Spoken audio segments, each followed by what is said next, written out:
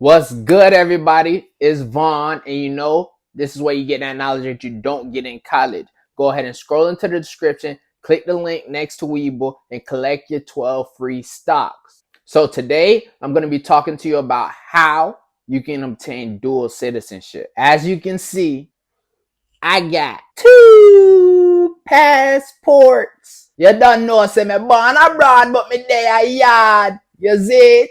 And if I yard you growing, I just yard then watch this till the end because I got something for you too. Before we get into that, I'm going to provide you with some insight so that you can understand the value of owning a Jamaican passport, which is the largest English-speaking island in the Caribbean. So let's begin with the origin of passports and visas. The way that we know travel today is a much more refined version of how it used to be. Concept of being under one ruler's protection while in the land of another has probably existed since rulers and lands were first invented. Before that, humans could travel anywhere they wanted, but oftentimes they were killed while doing so. The whole thing began as a document indicating a leader's consent to people entering his territory. That document was called the Letter of Transit, or simply permission to enter. The first known account is around 400 BC and comes from the Bible in the Old Testament, when Nehemiah was given letters from the king granting safe passage to the kingdom of Judah to rebuild Jerusalem. In 200 BC, Chinese Han Dynasty took it a step further and created a form of ID which would not only allow a person to pass but also indicate the individual's age, height, and other bodily features. Anyone wishing to move across the Chinese border at that time had to present the document at different control points. So this kind of idea existed throughout centuries, and the document itself acted as permission to travel safely in the foreign lands. However, the adoption of passports by countries began a little over 100 years ago in 1920,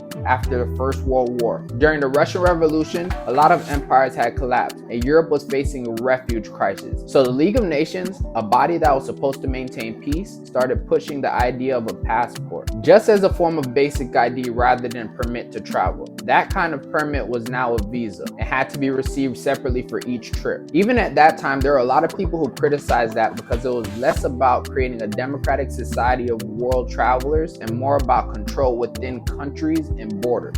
Yet their idea persisted, and applying for a visa before travel was the norm for every single passport and destination. But of course it was inconvenient. Some countries began forming alliances to allow citizens only of certain countries to enter without a visa. So it's not like a government putting restrictions specifically on your passport. The restrictions are there by default for everyone. It's more like certain governments give an exemption specifically for your passport so you can enter without a visa. And since then, the concept of citizenship became extremely unfair. We don't choose where we are born, but depending on your country of origin, a passport may grant extreme privilege or extreme distress. If you have an American passport, it doesn't matter about your income, gender, or race. You're more privileged than most people. Access granted. According to Hanley and Partners, the Jamaican passport is ranked 61st with access to 86 destinations. Of those 86 destinations, 58 are visa-free. With 27, you're able to obtain visa on arrival, and one country requires an ETA, which you can apply for online and you can obtain it within 24 hours. The United States passport is ranked 7th with access to 187 destinations. If you're a United States citizen, by obtaining your Jamaican passport, you gain visa-free access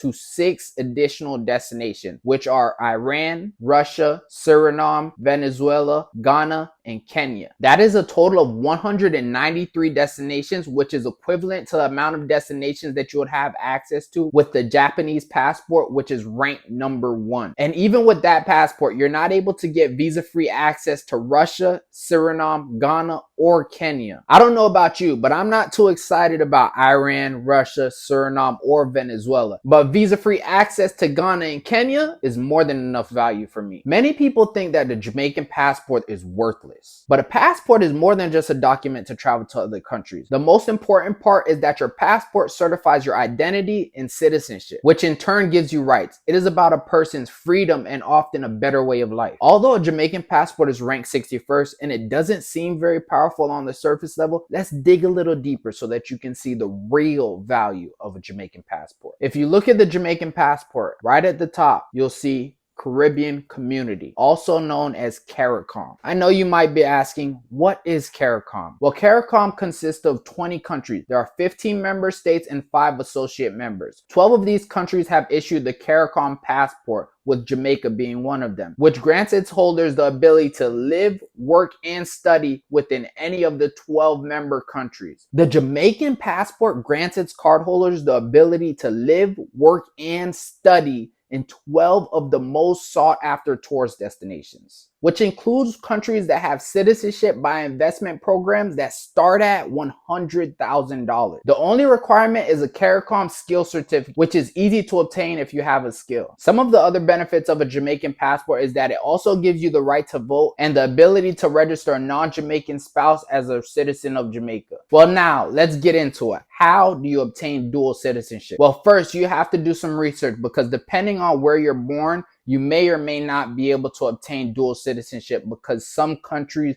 do not allow their citizens to have citizenship elsewhere. But as a United States citizen, you do have the ability to obtain dual citizenship if you meet the following requirement. 1, having a Jamaican parent, grandparent, or spouse. If an individual has a Jamaican parent, grandparent, or spouse, they may be eligible for Jamaican citizenship. 2, residing in Jamaica for a certain period. Individuals who have resided in Jamaica for a certain period of time may be eligible for Jamaican citizenship. The exact period of time required may vary depending on the circumstance. 3, marriage to a Jamaican citizen. Individuals who are married to a Jamaican citizen may be eligible for Jamaican citizenship. Jamaica does not currently allow citizenship by investment opportunities like some of the other Caribbean countries. To apply for dual citizenship in Jamaica, an individual will need to complete an application form and provide supporting documentation, such as the birth certificate of your ancestor who was born in Jamaica or a marriage certificate of your spouse who has Jamaican citizenship. The application will then be processed by the Jamaican government, and if approved, the individual will be granted dual citizenship. This process can be completed online, and I'll leave the link for the citizenship application and the passport application down below. You can complete the process while you're overseas, and it'll be a bit more expensive. However, I completed the process in Jamaica,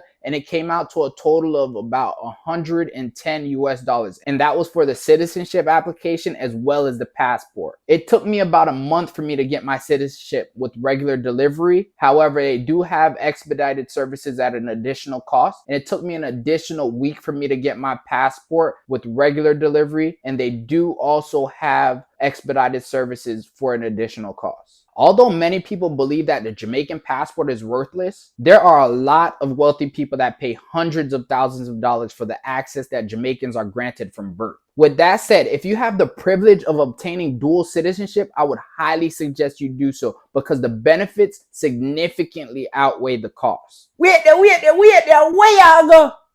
Are y'all the born and I say y'all gone? Watch that side, yeah. August 6th, 1962. Let me say that again. August 6th, 1962. If you don't know that day, then I can't yard you, man. But before we get into that, I'm going to share a little story called The Acres of Diamonds. There was once a wealthy man named Ali who lived not far from River Indus. He was wealthy because he was contented, and he was contented because he was wealthy.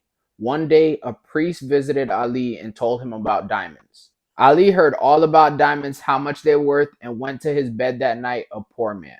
He had not lost anything, but he was poor because he was discontented, and discontented because he feared that he was a poor man. Ali sold his farm, left his family, and traveled to Palestine and then Europe searching for diamonds. He did not find them.